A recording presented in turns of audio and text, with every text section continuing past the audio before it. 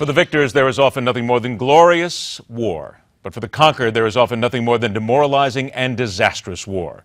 The Vietnam War remains a very open wound here in America, as we are still awash in veterans who are being shuttled around VA hospitals like the great unwashed, those who remember being spit on when they returned home and suffering the taunts of comments such as baby killers, and who mentally suffer every day the ravages of battle.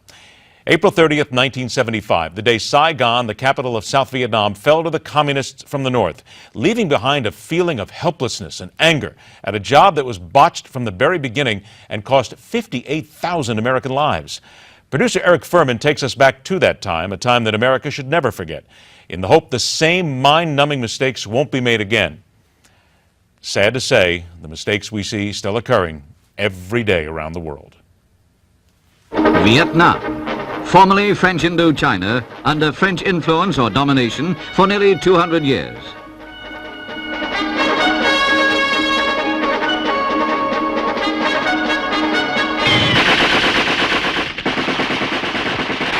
Dien Bien Phu. The French dream of peace with honor ends in inglorious defeat. And the country is divided into two opposing parts, Communist North and non-Communist South Vietnam.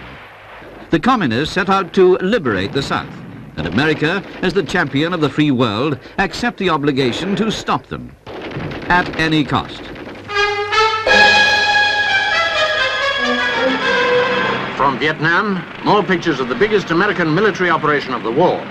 The Flying Horsemen of the United States Cavalry dismount for action.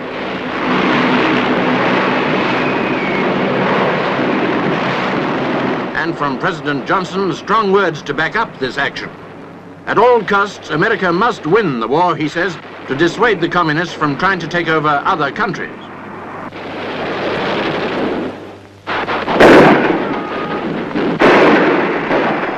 Some 20,000 American, Korean, and South Vietnamese troops are involved in this most bloody offensive against the Viet Cong. Bloody for both sides. A Viet Cong report claimed 400 Allied troops killed in a matter of days. The cost of this conflict is a nightmare balance sheet in lives and money. It's costing America at least $1,000 million every month. At least 170,000 Viet Cong have been killed and nearly 7,000 Americans, not to mention the casualties in other South Vietnamese forces and not to mention civilians. What I don't believe in is the United States being the aggressor, as it is in Southeast Asia, and then trying to pretend that we're doing that to protect that part of the world against communism. That is paranoia. And individuals who become paranoid, and groups that become paranoid, and nations that become paranoid, they not only are a menace to others, but sooner or later they destroy themselves. Let me tell you the story of a soldier named Dan. Went out to fight the good fight in South Vietnam. Went out to fight for peace, for liberty and all. Went out to fight for equality. Oh, let's go. And the war drags on. Once inside the compound were the Americans and those Vietnamese who managed to get in with legal documents, and the many who managed entrance without. The rest was easy. It was just a matter of waiting your turn for a helicopter to take you to one of the ships on station off the Vietnamese coast.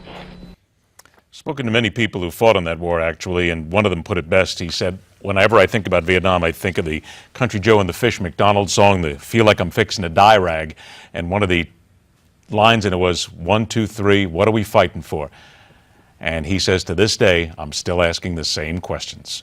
Stick around. MidPoint, where we question everything and where we thank our veterans, will continue.